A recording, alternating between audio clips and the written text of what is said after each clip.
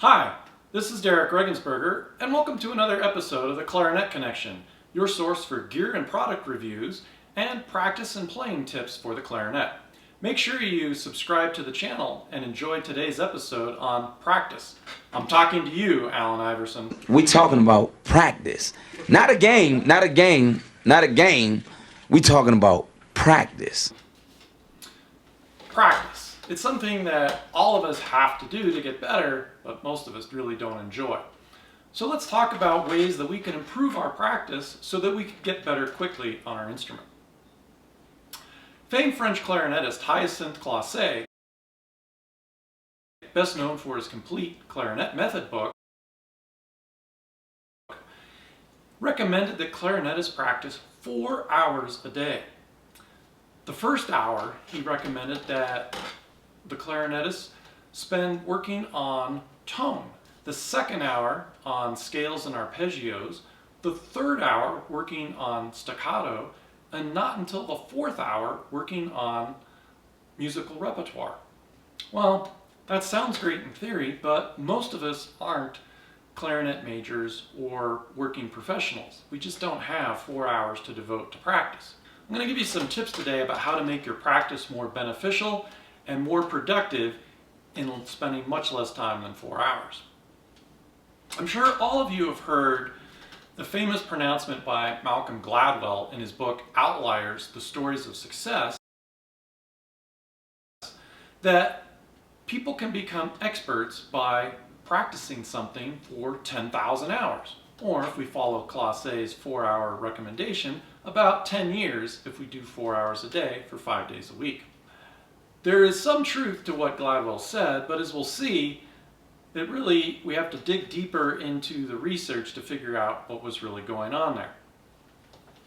Anders Ericsson, the psychologist whose study that Gladwell was relying on, really noted that it's the type of practice that's more important than simply the amount of practice. What Ericsson discovered is that experts use something called deliberate practice.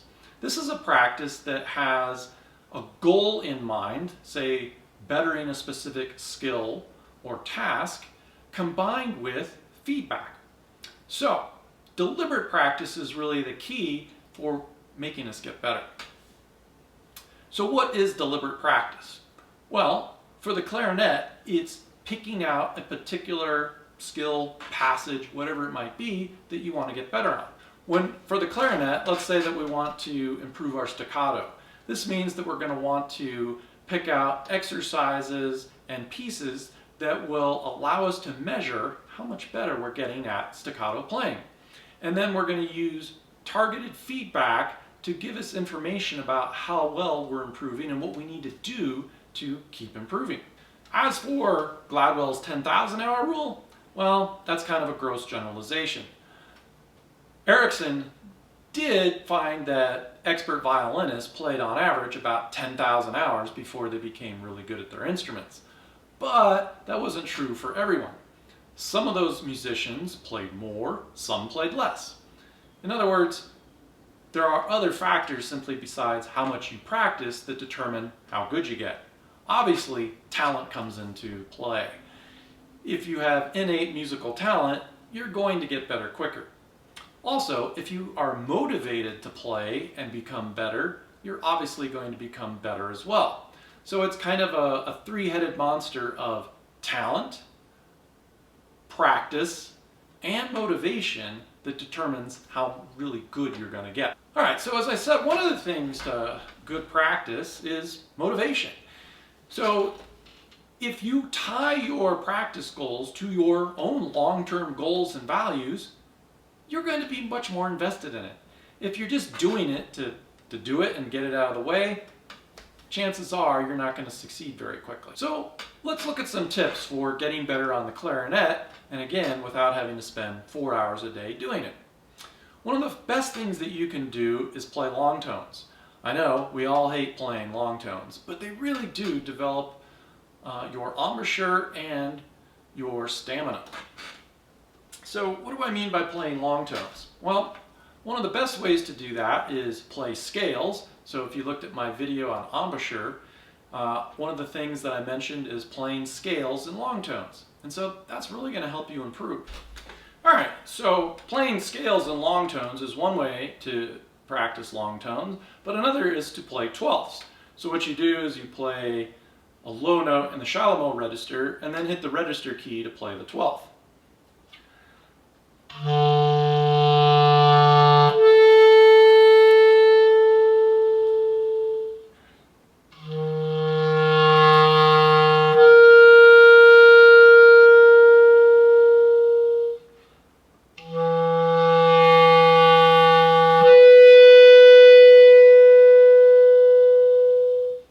And so on and so on.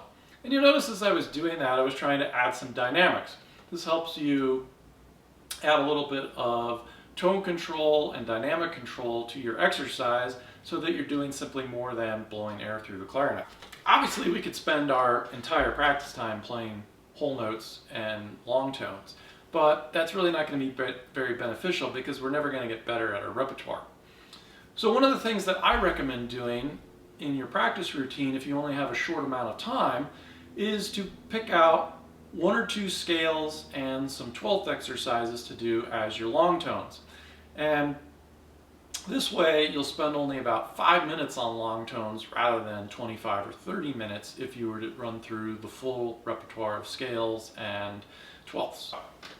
Once you've picked out a couple of scales, and what I would do is look at your music and determine what key is it in? What scales are going to help me play this particular piece? And then pick those scales to use as your long-tone warm-up. So the first thing that I would do is play the scale in long tones, and then I would go through and play it in 16th notes. So for example, I might play it in whole notes, then 16th notes legato, and then 16th notes staccato. Then next, I might play that same scale in different intervals, so perhaps in thirds and sixths, and then I might finally finish up playing an arpeggio. Next, what you're going to want to do is, again, try and practice staccato. So the next element in Classe's practice regimen was staccato after you practice your scales and arpeggios. So to do staccato, a good way to do this is to simply play a chromatic scale and play, let's say, 8 notes.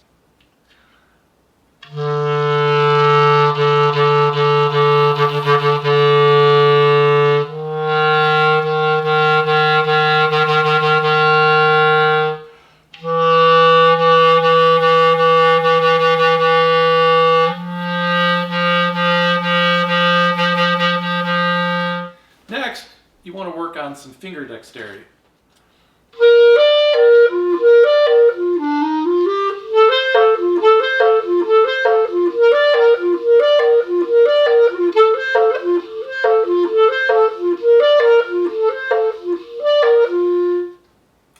And so the idea behind these particular exercises is to play them at a speed that you can play without making any mistakes. The last thing you want to do is reinforce bad habits. So if you play something where you can play it, let's say, 80% right at the correct tempo, that's simply too fast. What you really want to be able to do is play the exercise about 6 to 8 times at a tempo where you don't make any mistakes. So the key is to do that and then resist the urge to speed up. You want to go to bed with the confidence that you can play that exercise perfectly 6 or 8 times through without making any mistakes. Come back the next day, maybe speed it up just a little bit. And then after a couple of weeks, you're going to discover that you can play that exercise at the correct tempo.